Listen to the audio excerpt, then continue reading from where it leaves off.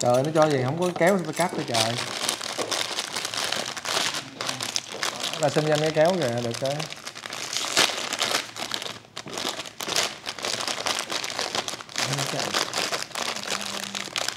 Dạ kính chào quý vị khán giả. Trưa nay mình có cái hẹn với lại với lại ca sĩ Thế Hiển. Dạ, để mời anh Thế Hiển tham gia chương trình Dấu Ấn Huyền Thoại. Dạ, sau khi anh Đình Văn mời anh Đình Văn rồi cái xong xin số điện thoại của anh Đình Văn xong mời anh Thế Hiển. Dạ, như anh Thế Hiển anh đi anh quên nghe nói anh quên mang đàn anh về, cho nên thôi trong khi chờ đợi. Giờ này cũng thưa các bạn là 12:30 rồi, đói quá. Ekip thì các em nó ăn cao lương mỹ vị hết rồi, còn có mỗi mình ra thôi đành cho các em nó ngồi nó nhìn mình ăn mì gói. Hôm nay tôi quyết tâm tôi ăn 2 gói luôn. Đừng nói đang chuẩn bị ấy, ảnh tới nha. Dạ, đây mì gói chua cay của Coleman 6.000 gói nha bà con cô bác. Đó, cứu đói kịp thời lắm luôn. Rồi trộn nhanh nhanh nào.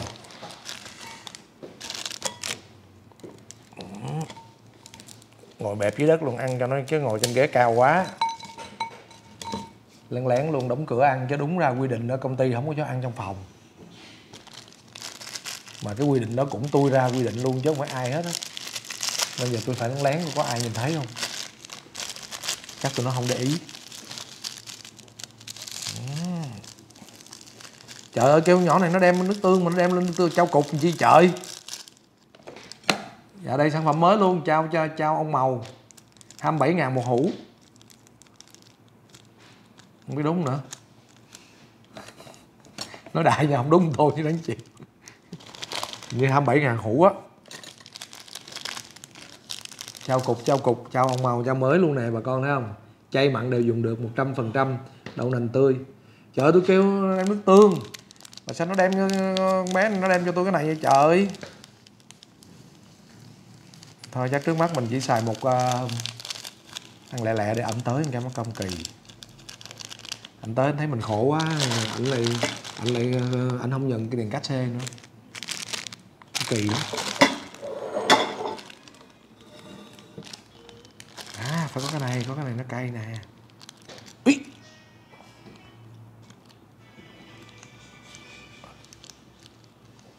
Gì vậy? Ai mở nhạc một lông vậy?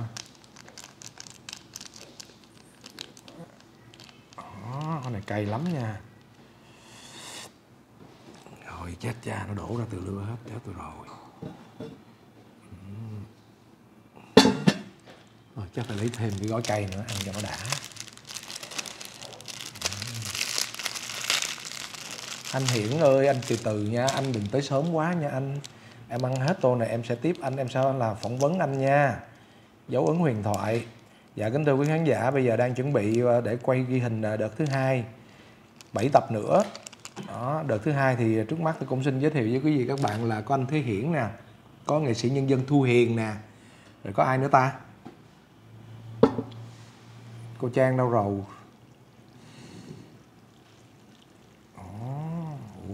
Cái tô này vừa đẹp luôn, wow. Đó. Rồi có ai chưa ăn không? Có ai chưa ăn vô ăn chung này nha. Cha cái này ụp lên sao? Biết cách để lên. Rồi. Nghệ sĩ Thế Hiển, nghệ sĩ nhân dân Thu Hiền, anh Nhất Sinh, Nhất Sinh nữa. Rồi đang tiếp tục còn 4 người nữa đang mời. Hy vọng là mời được kỳ này ráng mời cô Hồng Nga nè, rồi mời cô Kim Cương nè, rồi mời còn 2 người nữa, nghệ sĩ nhân dân Thanh Hải đó. Dạ còn một người nữa quên rồi, chưa nhớ, không nhớ tên này. Minh Vương Lệ Thủy thì có mời chú Minh Dương, cô Lệ Thủy rồi, nhưng mà chú Minh Dương thì đồng ý tham gia, còn cô Lệ Thủy thì lại kẹt. Vì một lý do gì đó cô Lệ Thủy không tham gia được, cho nên là thôi thì chắc cái mùa này phải xin hẹn gặp mùa kế tiếp rồi. cũng báo cáo với quý vị khán giả là 7 tập đầu tiên của Dấu Ấn Huyền Thoại thành công mỹ mãn. Dạ. Và ngày 12 tháng 5 này sẽ lên sóng tập đầu tiên, đó là tập của nghệ sĩ nhân dân Bạch Tuyết. Một trong những cái đặc điểm của mì gói Coleman là trụng rất nhanh mà không bị bở. Yeah, tôi úp lại một cái. Chà, nước có vẻ nước nó hơi nguội rồi, chết tôi rồi ông nội ơi. Ăn kiểu này coi chừng đau bụng chết luôn. Chắc không đến nỗi đâu. Giờ nó không đưa nước tương, giờ ăn cái gì trời. Thôi không có nước tương ăn đỡ trao cục luôn. 27.000 đúng không ta? Chắc đúng quá. Hên xui đi.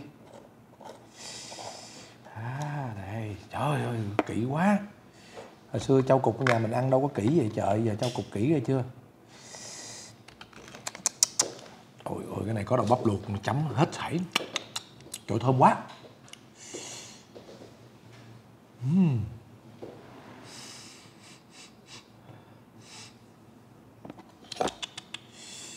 Ôi, thử cái nước nha, cái nước là ngon lắm luôn, tôi thấy cảm giác là nghĩ nhất.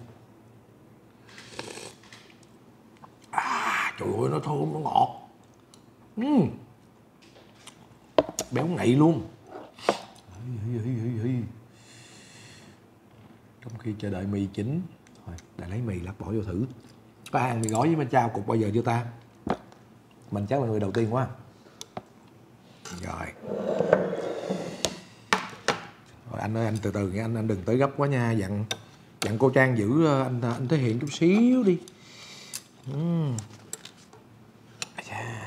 Rồi giờ tôi sẽ trộn lên. Ồ, mắt to hơn cái bụng hồi nãy ăn gói được rồi. Đói quá.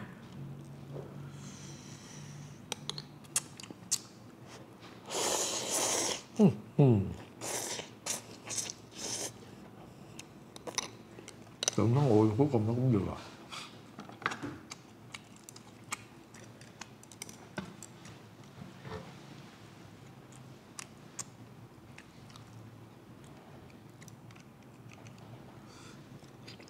Ồ, nó béo ngậy luôn. Đỉnh. Nó béo mà nó bùi, nó thơm. Chế luôn. Xuất sắc. Coi nó ra cái vị gì nha. Ồ, nó ra một cái vị rất là quái dị. Không giống con giáp nào.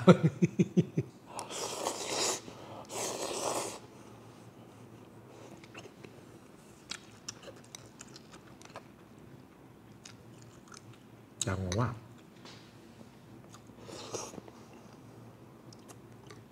Tặng ekip người Hữu Trao nha. Ngon lắm luôn.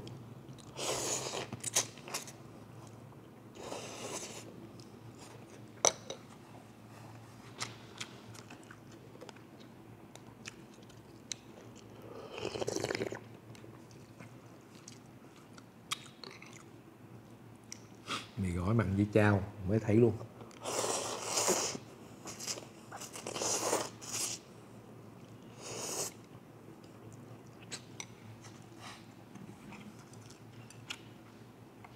Xui cho em nào chưa ăn cơm trưa mà nghe mình hút kiểu này chịu không nổi đâu.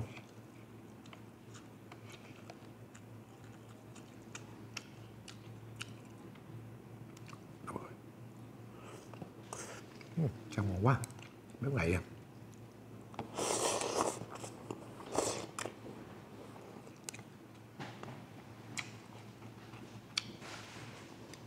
Anh tới hả? Chết.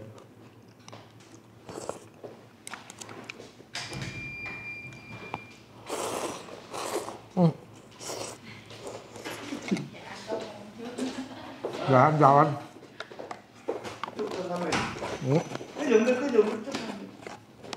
Dạ.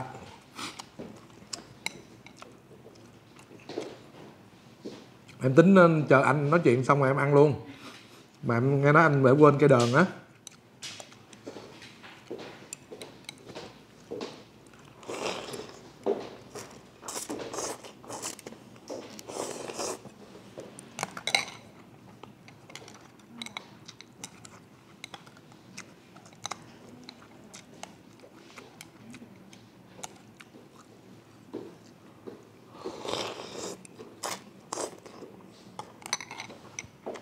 Thôi dẹp mình.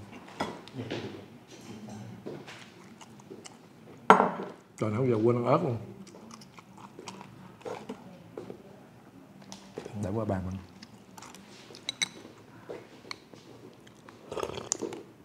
Tranh thủ bơi một chút.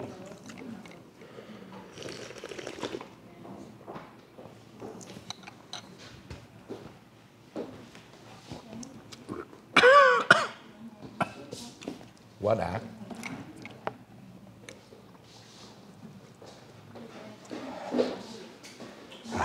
Đây. Dạ rồi. Quá nhanh quá nguy hiểm.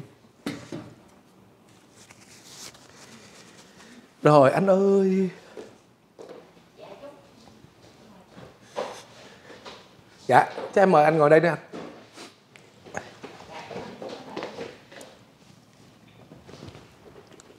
Rồi đây quý vị các bạn thân mến. Dạ anh ngồi đây mình. Ủa chắc sao không có đàn của chú hả? Ừ. Xin lỗi là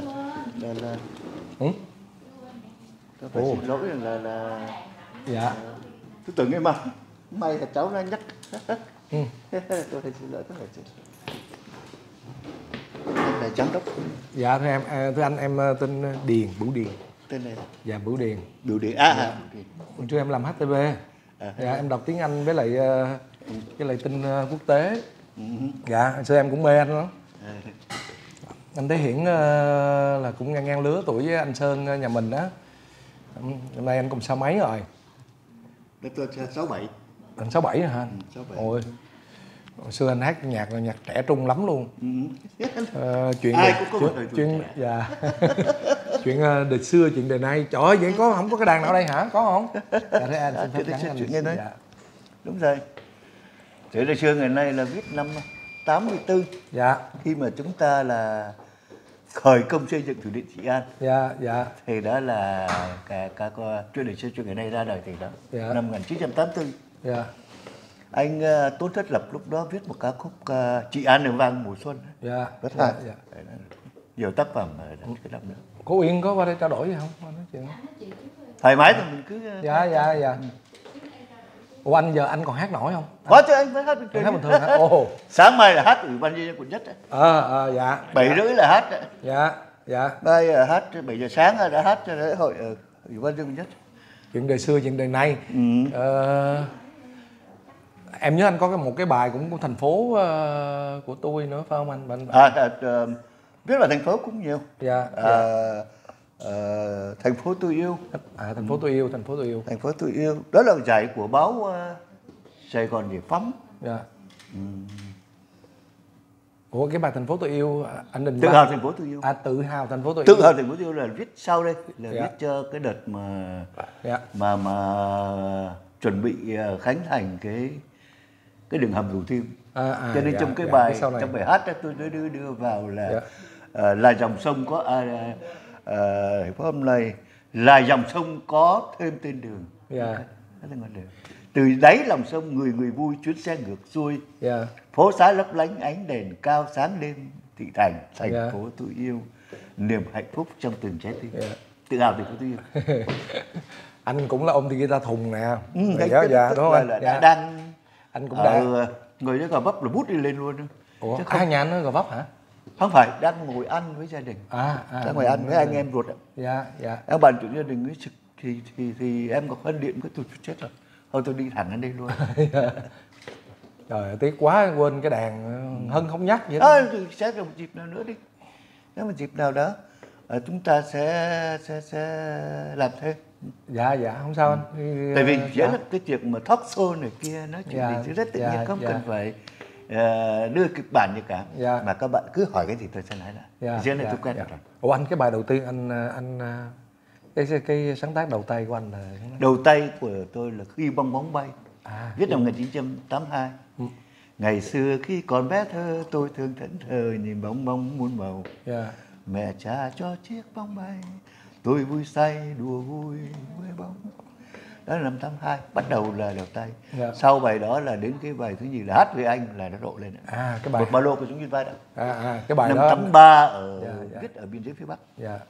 Sẽ ra những cái bài hát đó, chúng ta sẽ có nói chuyện về hoàn cảnh ra đời, cái cảm xúc của những cái chuyện lênh, những cái chuyện bên lề của cái ca khúc đó. Cái đó là chúng ta sẽ làm. Đủ Điên là nổi tiếng lắm tôi nghe. Em làm đài cũng 20 năm, em vô đài năm 9 mấy. Dạ, hồi xưa coi anh không à, đâu có. Dạ, cứ thấy anh anh với anh Đình Văn rồi nè, em mê lắm. Dạ. Tôi với Đình Văn là hát với anh bằng cái đàn thùng, hay cái đàn thùng. Dạ. Thời mà chú Biểu Huyền làm trưởng phòng văn nghệ đó. Chú Biểu Huyền thời đó. 20 tuổi thì thống nhất là năm 20 tuổi rồi. 20 tuổi là tôi năm... với Đình Văn là cùng thời với nhau. Văn nhỏ hơn tôi tuổi. Anh Văn nhỏ hơn anh chứ hả? Nhỏ hơn 1 tuổi thôi. Dạ. Ồ. Chứ tôi 67 thì Đình Văn 66 tuổi. Vậy là hôm cái đêm của chú là có anh Đình Văn có hát chung chú bài nào không? Có cái hát cái bài chung người hát về anh đó. Hát không chỉ có hát chung cái hát về anh lúc mà năm 83 rồi cái xong là truyền hình. Quay đó chú Biểu Huyền là lúc đó tôi chưa là nhạc sĩ nữa. Là chú Biểu Huyền cần nói là ủa tôi tác giả Thế Hiển là ai? Thế Hiển nói thì anh biên tập là anh nhạc sĩ Triều Dân ấy. Đấy là Thế Hiển đang là ở đoàn Bông Sen, đó là ca sĩ của đoàn Bông Sen. Chú Huyền bảo nó chỉ là ca sĩ chứ đâu phải là nhạc sĩ, nó đâu có học rồi đâu. Nó đâu có học nhạc đâu. Thế mà xong rồi chú xuống chú nghe. Nghe sao mà ông gật gù. Gật gù thấy có lý. Tại vì anh phải nói thật rất nhiều những nhạc sĩ nổi tiếng bây giờ là đều là nhờ anh nhạc sĩ Triều Dân làm ban biên tập, là nâng đỡ cho các ca sĩ trẻ, nhạc sĩ trẻ. Từ Nguyễn Văn Hiên, Nguyễn Ngọc Thiện, từ Huy Thế Hiển, Phạm Đăng Khương, Nguyễn Đức Trung là cái top mà sáng tác trẻ thôi ở thành đoàn đó. Nhóm anh thì anh rất chú ý cái nhóm này. Và có tác phẩm mới là anh luôn luôn là nghe để anh góp ý, đồng thời và anh mạnh dạn anh đưa lên giới thiệu cho truyền hình. Tại vì cái thực tế lúc đó truyền hình cực kỳ là rất là khó, phải là nhạc sĩ đã có tên tuổi thì những tác phẩm đó mới sử dụng. Nhưng mà cái thời gian từ cái thập niên đầu niên thập niên 80 là anh nhạc sĩ Triều Dân là đã chú ý đến một số các cái tác phẩm của cái giới trẻ chứ chúng tôi thời đấy. Hãy đàn lên của Từ Huy, rồi Ngọn Lửa Trái Tim, rồi Chuyện Đời Xưa, Chuyện Ngày Nay. Em nhớ anh có một bài cái kỷ niệm đó. Em nhớ anh có cái bài của Tây Nguyên cũng hay lắm này. Bài gì? Anh có cái bài có một bài anh viết về Tây Nguyên, em nhớ. Về Tây Nguyên.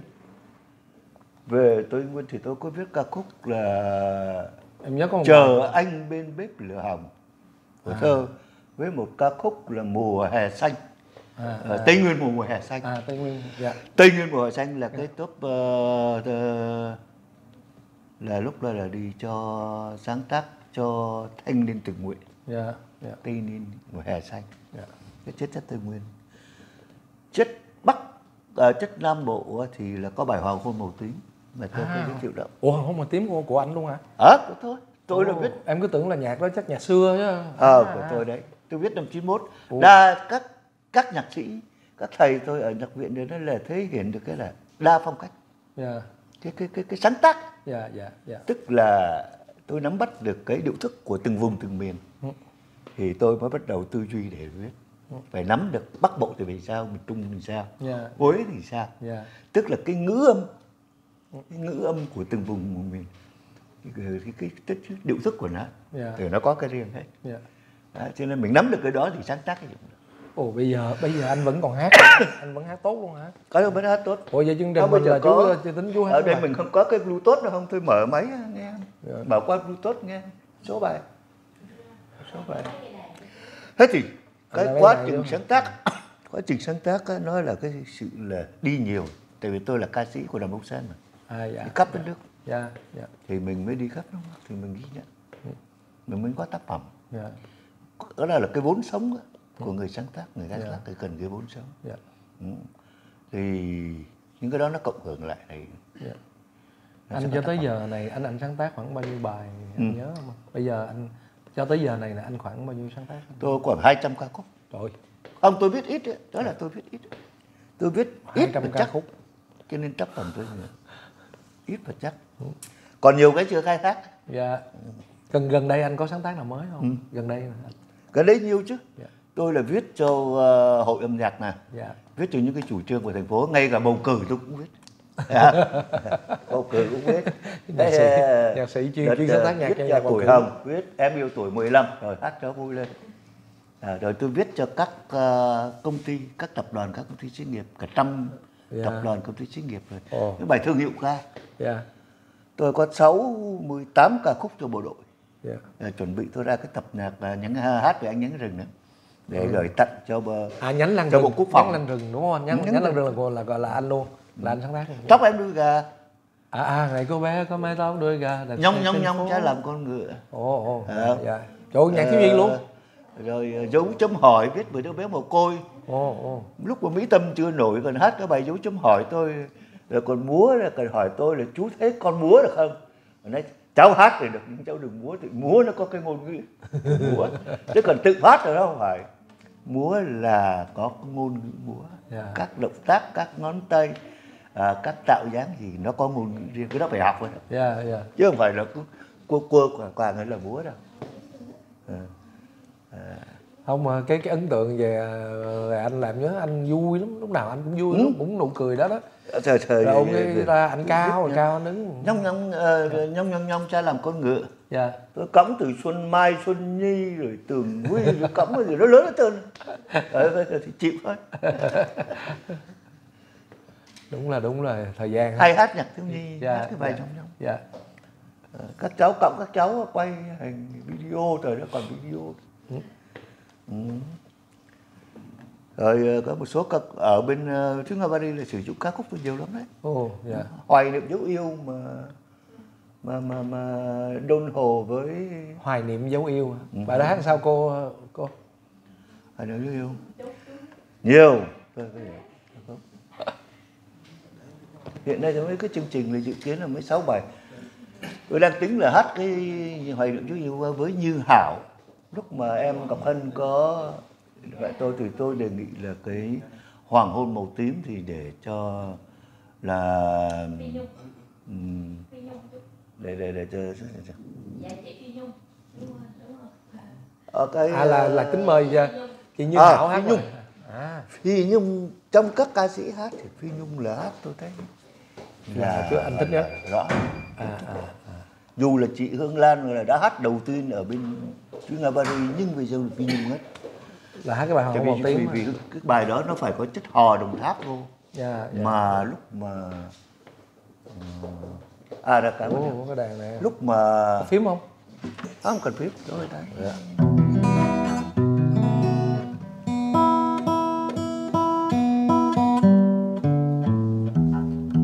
Đàn xịn nữa này. Đàn quay à?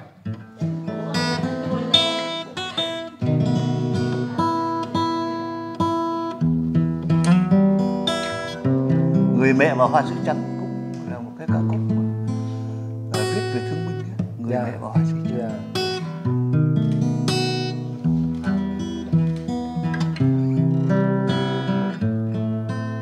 Được chơi trong cơn mưa. Nhớ lắm, tôi nhớ cái khúc ngồi với có cái quà gì của anh gửi chú không?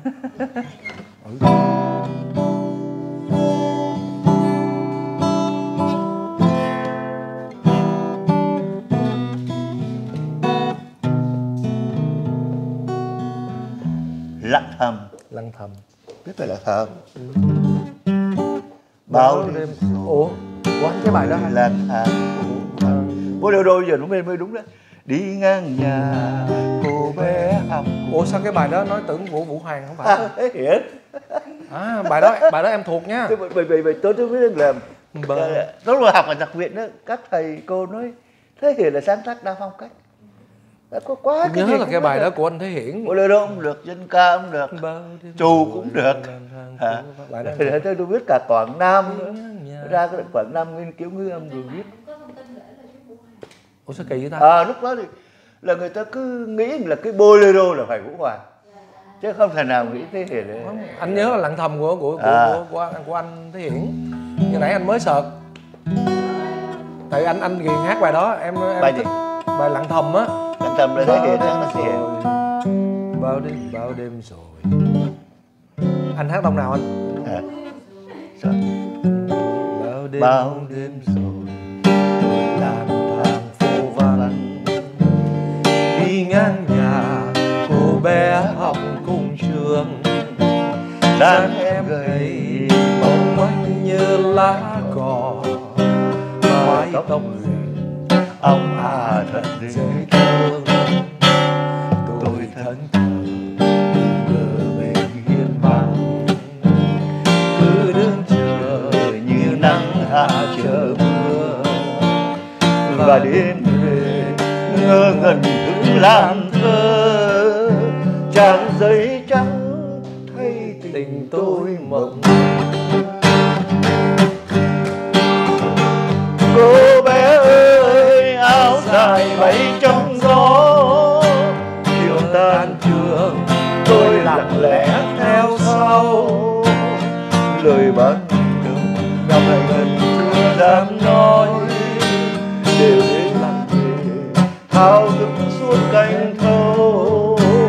Cô bé ơi sao mà thương mà nhớ, biết bao giờ em hiểu thấu tình tôi, từng đêm buồn một mình tôi xuống phố, đứng lặng thầm như một mảnh trăng mơ. Buồn thiệt chứ bộ. Nhớ cảnh ngày xưa mình đi theo cái cô đó đó. Viết bài này là năm 1989, khi mà Bộ Giáo dục đã quyết định là cho học sinh mặc áo giày trắng. Thì lúc đó tôi đi hát ở dưới Bình Minh, ở Vĩnh Long, gần cầu Cần Hơi rồi. Thì cái buổi chiều thấy các nữ sinh mà mặc áo giày trắng túa ra khỏi trường học, đi trung học. Ôi cái hình ảnh nó đẹp quá. Tại vì tôi nhớ là trước 75 tôi học ở Cận Gia Định này mà. Là tôi nói cái hình ảnh mà nữ sinh mà mặc áo giày trắng nó gần gũi mà nó kỷ niệm quá. Là tôi mới hồi tưởng lại kỷ niệm, là tôi mới viết cái Lặng Thầm.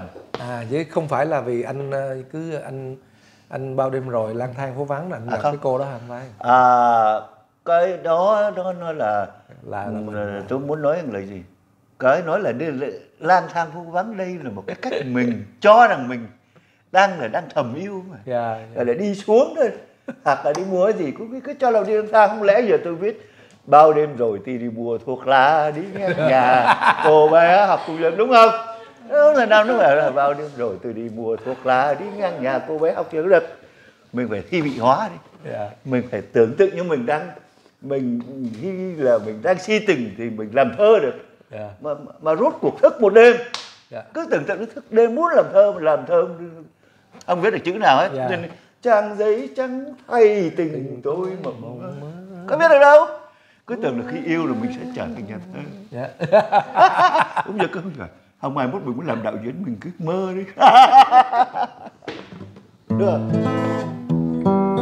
Bài dễ thương lắm, bài này không, cái bài nghe nó rất lãng mạn nhưng mà nó không có bị ủy mị. Mà cái tuổi mà mới gọi là chớm biết yêu á, mới yêu nó có cái lãng mạn của tuổi học trò. Ai cũng thế. Mà các cô nữ sinh này nếu mà đi tan trường mà không có các chàng nào mà đi theo thì lại buồn. Ít nhất mình cũng phải có người theo đuổi mình chứ hả? Thậm chí còn phải khoe nhau, mấy thằng nó đi theo tao rồi. Đúng không? Đúng không?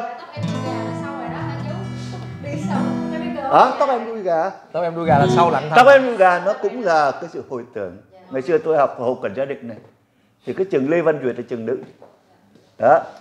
Thì cứ đi học về rồi đạp xe đạp thôi là chạy theo mấy cô áo dài trắng á, chọc á,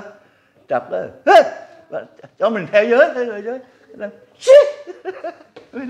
Ồ vậy là anh ở đây từ trước 75 luôn. Tôi sinh đẻ Sài Gòn. Ồ vậy hả? Em cứ tưởng anh là ở ngoài Bắc vào. Tôi ở Sài Gòn lớn, tôi gốc Bắc thôi. Trường Hồ Ngọc bạn Hồ Cận là Nguyễn Đình Chiểu á. Đúng, bây giờ là đổi tên Nguyễn Đình Chiểu. Là cái đường ngay chỗ chợ Bà Chiểu đi lên á, Lê Văn Định á, trường Lê Văn Định nằm bên tay trái á. Không anh? Đây dân Bà Chiểu, là ông Bà Chiểu. Tôi là cái là vui thì thật vui, nhưng mà buồn hơi biết thật buồn. Dạ. Hay là như hạn như những cái bài như dấu chấm hỏi, viết về tâm ca đường phố, dấu chấm hỏi này, viết về thân phận đứa bé mồ côi, viết về rồi viết về những đứa bé bán vé số, rồi giờ hát viết lại về đi. những đứa bé bị kiếm Giờ thị. 41 tuổi hát lại bài lúc 14 này. 8 tuổi đây là hát đó rồi. Giám đốc âm nhạc nha. Dạ. Em giới thiệu anh đây là cô Tú Uyên, giám đốc âm nhạc của chương trình. Hồi xưa con là ở phòng nhà phong trào nhà thiếu nhi Đồng Nai. Đi thi lúc nào con học lớp 7 là đi thi mấy cái phong trào nhà thiếu nhi toàn quốc á, thì là con hát của Tuấn Hỏi. Ở Đồng Nai hả? Dạ, nhà thiếu nhi. Ở ngay Cù Lao Phố không? Dạ không, con ở ngay cái chỗ ủy ban, ngay chỗ Ủy ban rồi, biết rồi. Ủy ban. Nhà thiếu nhi. Cái chỗ là làm hát Thanh Bình hay là cái gì đó. Dạ đó, ngay khu Khánh Luân, ngay khu đó. Gần Binh Dạ, Viện. gần Binh Viện. Dạ, Dấu chấm hỏi làm vài câu ấy.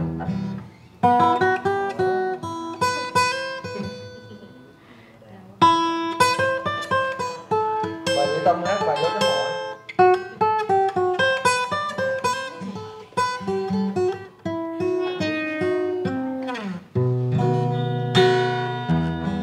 Mở cửa cho ông ấy.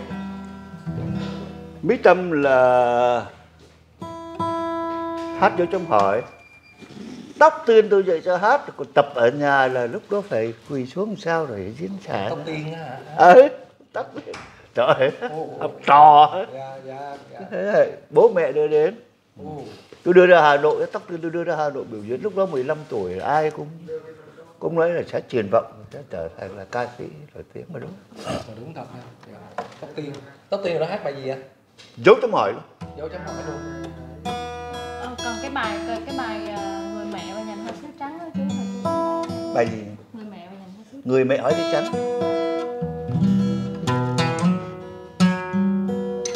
Và bài đó mình sáng tác lúc giai đoạn nào ạ? Viết năm 89 trong cái đọc cái xem cái phóng sự truyền hình. Nói về cái người mẹ mà nhặt hoa sứ ở quân viện 175. Anh xem cái phóng sự đó. Anh thương binh thì nằm trên giường bệnh, nhưng mà bà mẹ hàng ngày đi nhặt hoa sứ. Hoa sứ là hoa đại.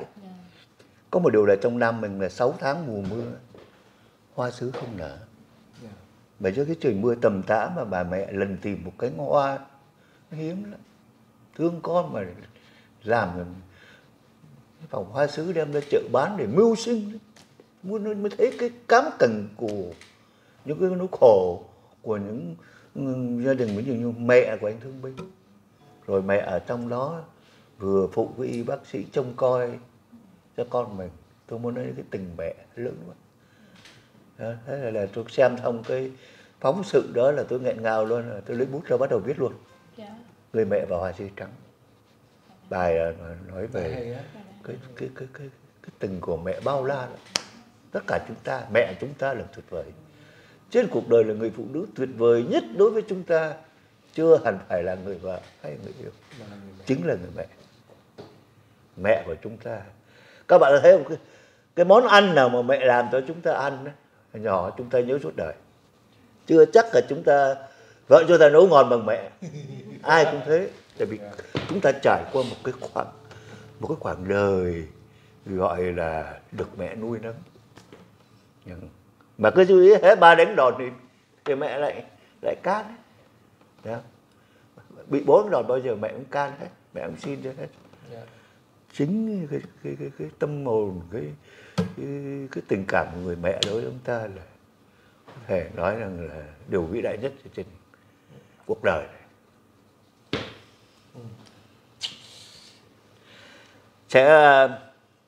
Trên cái bài Hoài niệm dấu yêu thì tôi có liên lạc qua bên Hoa Kỳ, bên Mỹ thì là người hát đầu tiên là Như Hảo, ca sĩ Như Hảo. Thế thì tôi sẽ dự kiến là tôi sẽ hát song ca với Như Hảo, tức là tác giả song ca với người hát đầu tiên ca khúc Hoài niệm dấu yêu.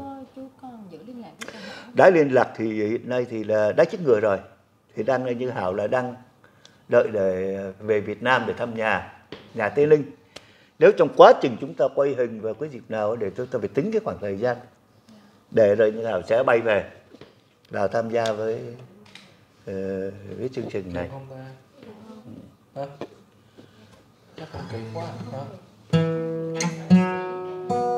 Còn phải cách ly nữa. Dạ nó cách ly nữa. Về còn phải cách ly thêm 2 tuần. Hơi uống ha.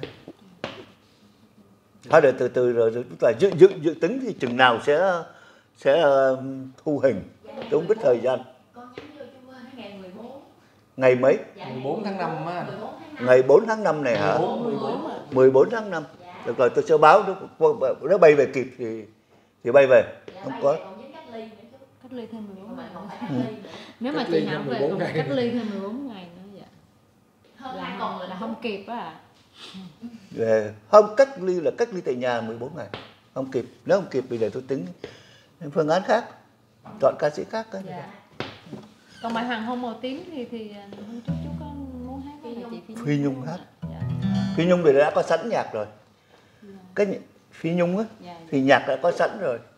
Ở trên mạng cũng có đó. Cái bài phối đó là bài phối của tôi gửi qua bên Tùng Châu, bên Thúy Nga Paris. Đó, sao liên lạc với Phi Nhung mời Nhung với đó. Vậy nhá. Dạ. Bây giờ là tôi lại có công việc tôi là phải đi. Dạ, rồi nha. cảm ơn anh rất đến nhiều. rồi trao đổi với đồng chí giám đốc với đạo diễn này. Điền nghe tên lắm, nghe danh rất nhiều hình. Cái dự bạn ở đây. Dạ, chuẩn bị cho đợt ghi hình thứ 2 của chú Huyền Thoại là đây là chú Thế Hiển, với mình là mình gọi là anh thì anh chứ anh em. dạ anh, em cũng năm mấy rồi. Của thời rồi. Dạ, em năm mấy rồi. HTV. Dạ HTV. Trời ơi, ngay trúng một cái bài lặng thầm, mà bài nhỏ nó mê thấy cái mồ luôn hát rồi. Cứ tưởng tượng sao mà hồi xưa anh sao chắc ảnh phải đi, ảnh yêu cô nào lắm mà anh đi theo tà áo dài. Đứng lặng thầm như một mảnh trăng mơ. Trời ơi, nghe cái câu thiệt. Dạ. Em cảm ơn anh rất nhiều rồi, quý vị các bạn đón xem nhé. Dấu ấn huyền thoại được phát sóng ở tập đầu tiên trên HTV7 là tối thứ Tư hàng tuần. Lúc 20 giờ 35 phút tối thứ Tư hàng tuần trên HTV7 bắt đầu từ ngày 12 tháng 5 năm 2021. Dạ. Dạ anh em có một món quà để biếu anh. Dạ. Dạ đây cũng có giỏ gì đó trong cuốn sách nữa. Có được rồi. Rồi cái bỏ dạ. Đây mấy cái gia vị của em á anh về ăn thử nha. Dạ. Rồi Hân tiễn chú xuống nghe. Chờ tôi canh. Anh cho em xin tấm hình anh. Tấm hình lưu niệm. Đúng rồi đó. Xích qua đây một xíu. Đây nó phải bị công. Dạ ok. Rồi nha. 1, 2, 3. Nhìn em nha. 1, 2, 3. Dạ ok. Đó, xin tấm luôn. Xin tấm.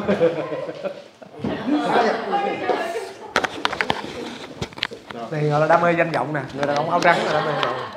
Dạ, anh chụp riêng với ảnh thì là hai anh em. Rồi 1, 2, 3. Rồi ba anh em nè, rồi.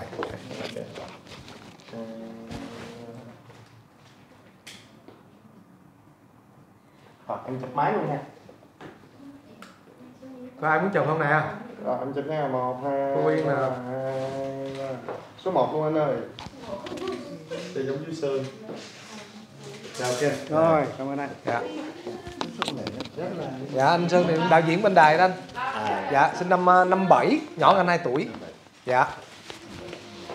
Gà. Đừng dạo.